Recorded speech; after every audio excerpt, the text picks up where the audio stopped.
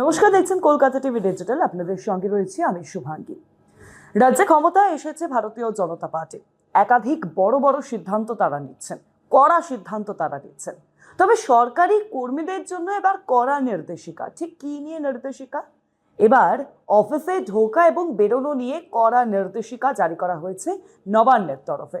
অর্থাৎ সরকারি কর্মচারীদের যে ফাঁকিবাজি, সেই ফাঁকিবাজি এবার বন্ধ হতে চলেছে। আমরা দেখেছি পূর্বতন সরকারের আমলে যে কোনো সরকারি দপ্তরে গেলেই সেখানে কর্মীরা কার্যত অনুপস্থিত, নয়তো তারা লাঞ্চ ব্রেকে চলে গেছেন। এই যে একাধিক অভিযোগ এবং বারংবার একেবারে পৌঁছতে হচ্ছিল সকলকে, এবার সেই সমস্ত বিষয়কে সামনে রেখে সরকারি কাজের গতি আনানোর জন্য এবার কিন্তু কড়া নির্দেশিকা জারি করা হয়েছে, যেখানে স্পষ্টত বলে দেওয়া হয়েছে ঢোকা এবং বেরোনোর সময় একদম নির্ধারিত রাখা হয়েছে। আপনাদের জানাবো যে রাজ্যে কর্মসংস্কৃতি ফেরাতে এবার তৎপর শুভেন্দুর প্রশাসন। তাই সরকারি কর্মীদের অফিসে যাওয়া আসার সময়ের ক্ষেত্রে আরও কড়া অবস্থান।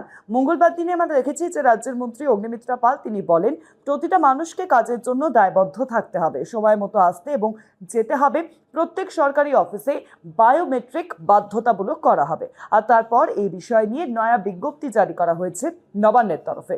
নতুন নির্দেশিকা অনুযায়ী সব দপ্তরের আধিকারিকদের আগামী 15ই জুন থেকে ফেস রেকগনিশন বায়োমেট্রিকের মাধ্যমে হাজিরা দিতে হবে।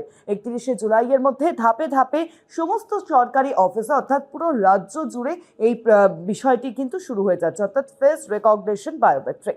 কি কি নির্দেশিকায় বলা রয়েছে?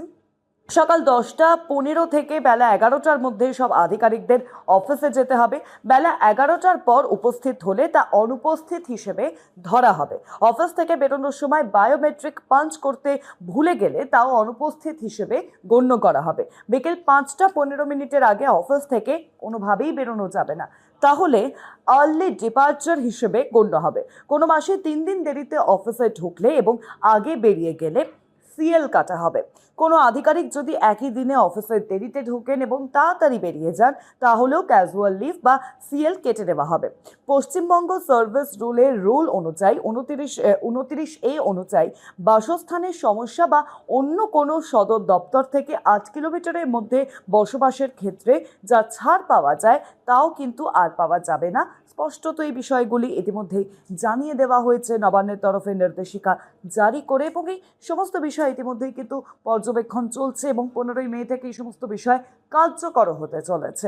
কোনো আধিকারিক যদি একই দিনে অফিসের দেরিতে ঢোকেন এবং তাড়াতাড়ি বেরিয়ে যান, তাহলে ক্যাজুয়াল লিভ বা সিএল কাটা হবে, যেমনটা জানাচ্ছিলাম। কোনো বৈঠক বা অফিসের কাজে আধিকারিকদের তাড়াতাড়ি বেরোতে হলে কিংবা দেরিতে ঢুকতে অবশ্যই তা দপ্তরের প্রধানকে জানাতে হবে। প্রয়োজনীয় বন্দোবস্ত তারা করবেন। অর্থাৎ এবার থেকে সরকারি কর্মচারীদের ফাঁকিবাজি কার্যত বন্ধ করার জন্য এই সিদ্ধান্ত গ্রহণ করা হয়েছে। এরকম বিভিন্ন খবরের জন্য অবশ্যই নজর রাখবেন কলকাতা টিভি ডিজিটাল, পাশাপাশি কলকাতা টিভির পর্দায় কলকাতা টিভি রাত 3 সাত দিন।